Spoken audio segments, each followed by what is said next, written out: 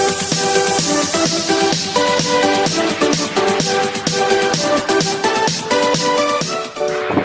mga tals! Ngayon ipapakita ko sa inyo kung paano gumawa ng bow. Unang gagawin is kukuha lang tayo ng ribbon. Tapos, i-loop natin siya ng 3 beses. Pero depende din sa inyo kung anong gusto nyong size. So sa akin dito is 3 loop lang yung ginawa ko.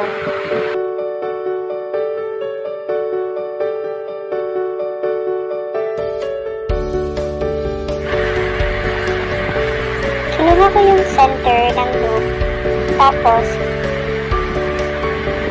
in-arrange ko na yung ribbon para magmukha siyang bow.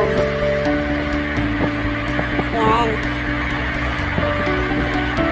Arrange nyo lang siya. Kapag na-achieve mo na yung gusto mo, stick mo na siya gamit yung glue gun or glue or kung anong gamit mo. Pero kung gagamit ka ng glue gun, dahan-dahan lang kasi mainit siya. Baka pwede kang mapasok. After nun, gupitin mo na din yung mga excess na ribbon.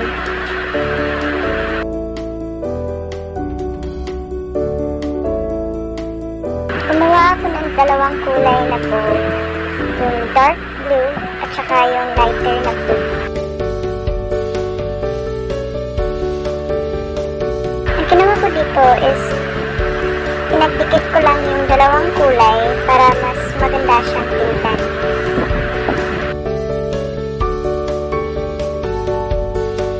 Nilagyan ko din siya ng beads. Accessories lang, pampaganda. Pampa-good vibes, pampa-positive.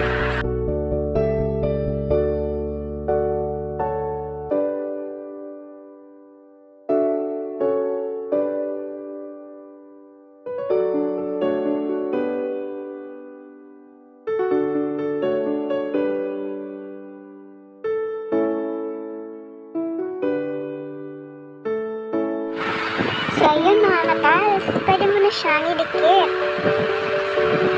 Pwede mo siyang idikit sa box, or pwede sa kandila, or